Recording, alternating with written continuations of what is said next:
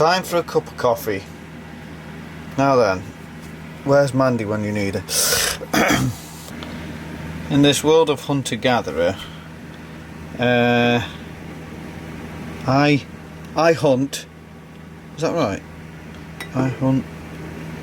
Mandy gathers. I don't know.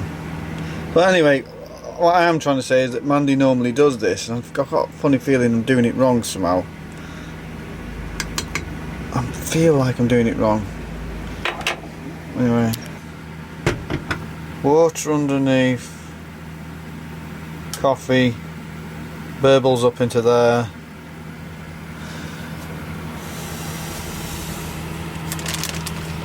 Mandy didn't know these were in the van, but what goes on in the van stays in the van. Now, bearing in mind, I'm a milkman's son, and trust me, drinking this unsweetened almond breeze has absolutely no resemblance whatsoever to milk. In fact, it's not even the same colour as milk. Why drink that? Well, apparently it's better for you when you've had an operation on a growth in your bowel. You've got to keep away from certain things. And here's the problem. When you've got, or when you're up against maybe two separate fights. Because Mandy's put me on an anti-cancer diet now for like quite a long time actually. And there's no sugar involved in it. And there's no fat involved in it. The thing is, to get your immune system up to fight against something, you definitely need to have energy.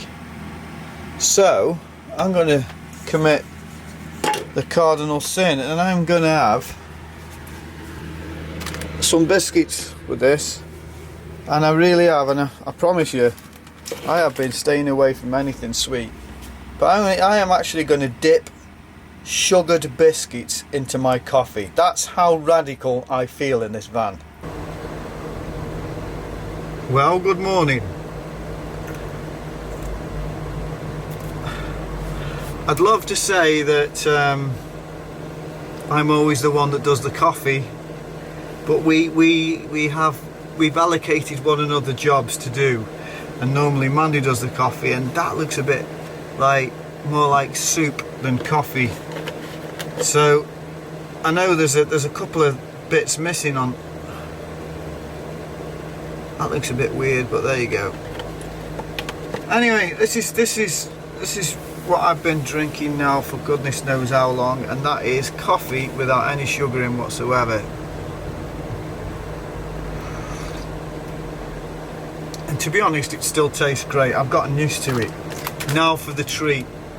The other day in church, can't remember when it wasn't that long ago, but we were eating in the back room. I had some of Kevin's cake for the first time in a long time. I can't tell you how good that tasted. It was like a moment of holiness. I'd like to have gone in the other room, shut the tiny little room that no one uses. I'd like to have gone in there, shut the door, and just savoured the moment of that sweetness on your tongue. Oh my goodness. So, biscuits, not supposed to have anything sweet when you're trying to combat things that I'm trying to combat. There you go, it's already fallen in. Malted milks. Let's be honest, folks, even in times of utter prosperity, there isn't a finer biscuit than a malted milk. I've been deprived of these for ages, and now I just think, stuff it, I'm having them.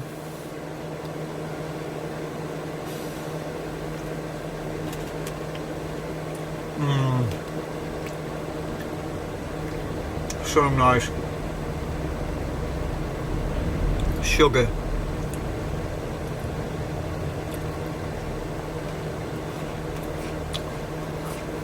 Kevin, Snowdonia National Park. This is a towel, by the way. a towel with a map of Snowdon on. I think it's 1 to the 25,000 scale. Look at this, mate. One day, when all this is over, we're going to do the Snowdon Horseshoe.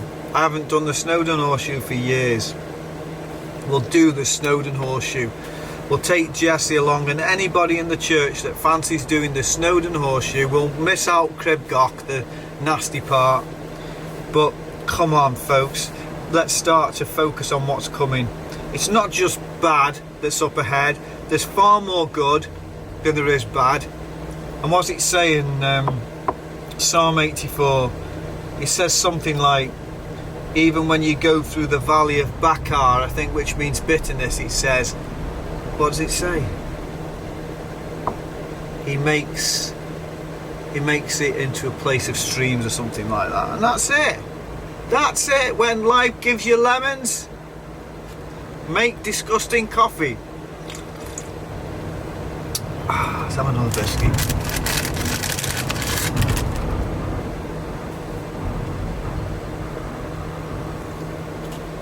Well, they say one of the things you should never do on YouTube is eat on the camera.